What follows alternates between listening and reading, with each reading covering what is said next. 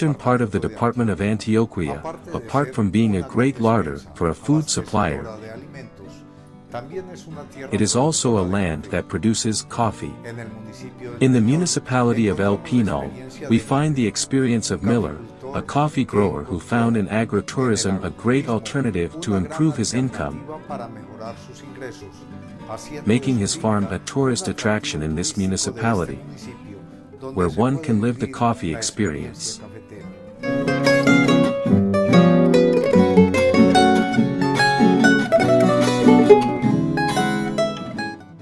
My name is Miller Marine.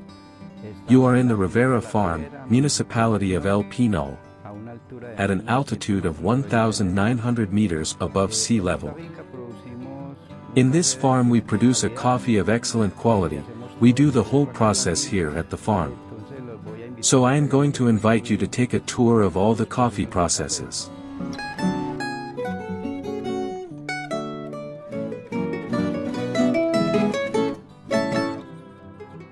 Well, to have an excellent quality coffee, you have to start with the seeds.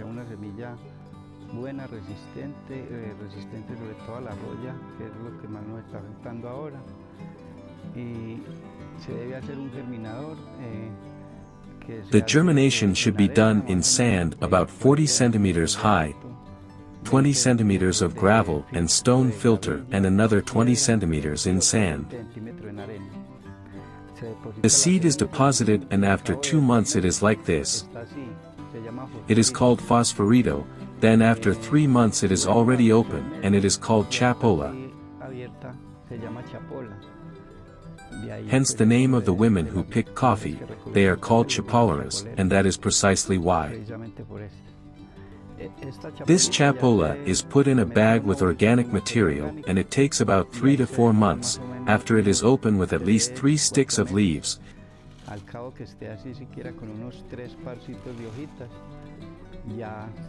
It is planted in the place where it will remain definitively. We open a 30x30 hole, we dig it out, we put organic matter in it and we plant the plant. After 2 years we begin to see the first beans,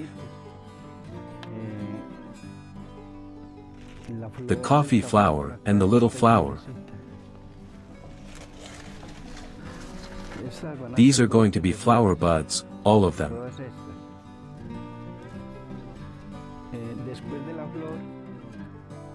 After the flower it takes us 8 months more or less for us to have a mature bean.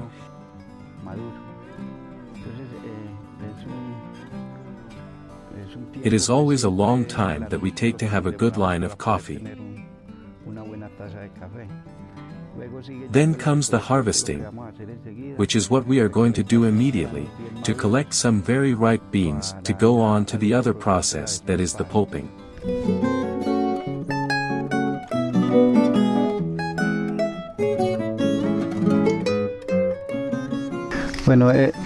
Well, this coffee is a variety called Castillo Rosario. This variety is resistant to rust. Therefore we do not have to fumigate the crop here, and an insect that also affects coffee is the coffee berry borer, an animal that gets into the bean and perforates the kernel. It eats the whole coffee kernel.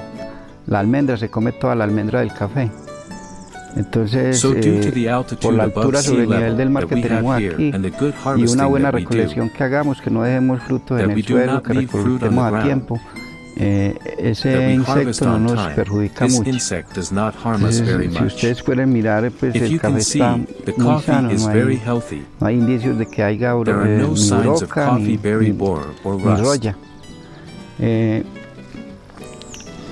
Here in El Peñol we produce almost 12 months of the year.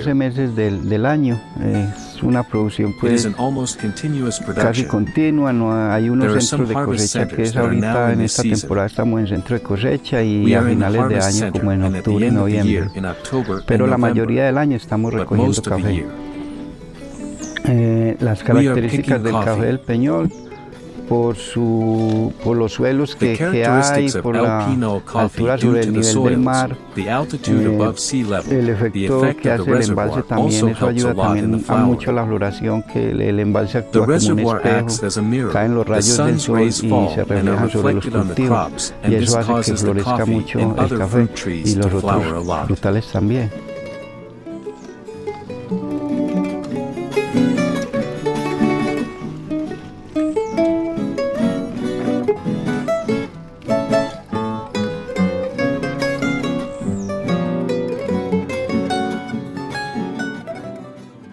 Well, in order to obtain a good cup of coffee,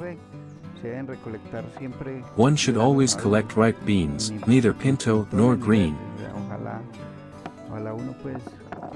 I wish one could collect only the ripe ones, and that makes the cup of coffee very good when you are preparing a coffee drink. It makes you feel the sweet taste of coffee that it has. Because there is no need to add sugar to coffee to drink it, but if it is a well-treated coffee, let's say.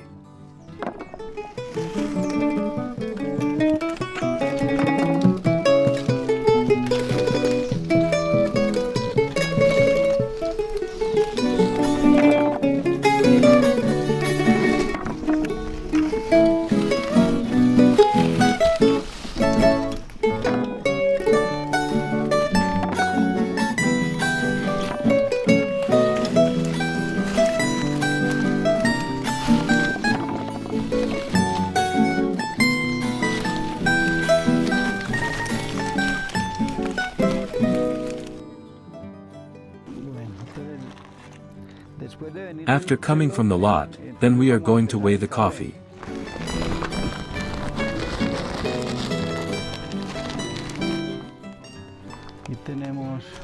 Here we have 30 kilos in this little sack. And let's go to the next step, which is pulping.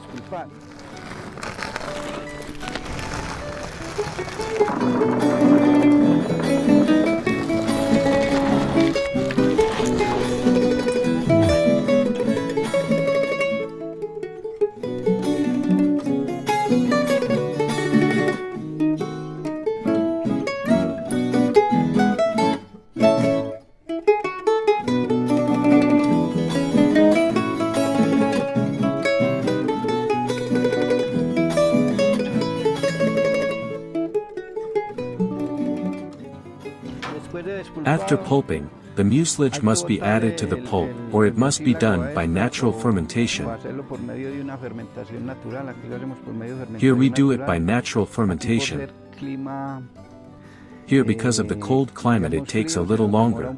Here it takes around 18 to 20 hours for the fermentation process to throw away the mucilage. This device also shows us when the coffee is ready to be washed. So it is called fermaestro. We take it and fill it with coffee.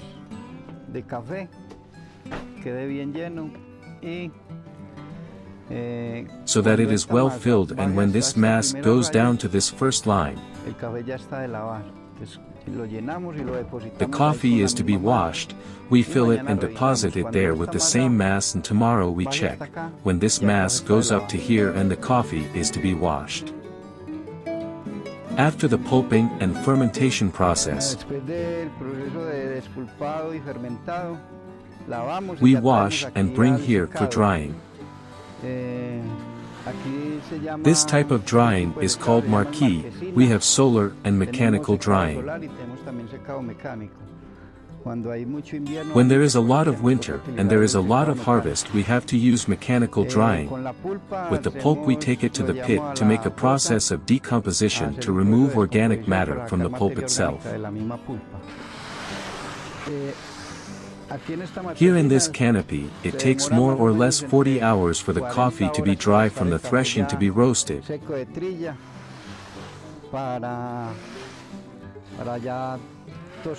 The threshing and roasting process continues after it is dry. Initially, to fertilize the coffee, we use part of the organic matter that we make here for the seedlings and for planting in the hole when we are going to place the sapling in the place where it will be definitively planted.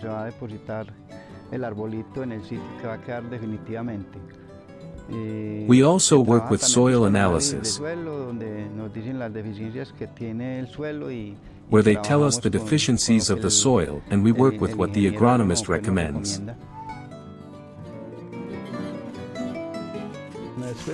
After bringing the dried canopy, then follows the threshing process consists in removing the shell from the coffee so that only the almond remains, which is what we are going to roast later. So let's try it.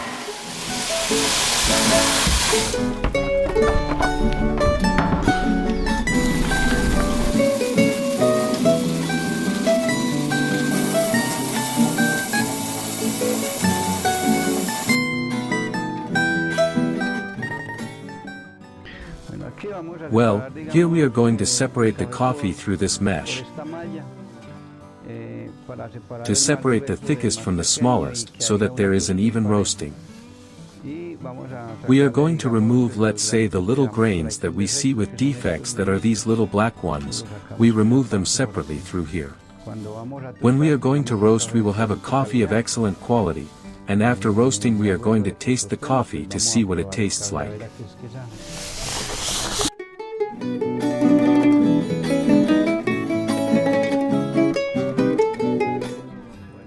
Well, this is the roaster. It is a small roaster. It roasts 4 pounds per roast. Initially it is turned on and the temperature is raised to 200 degrees, and the coffee is poured in. The temperature is essential for the coffee to be well roasted. It works with gas and energy. It has a drum that turns the coffee. So we turn it on and wait for it to rise to 200 degrees to pour the coffee.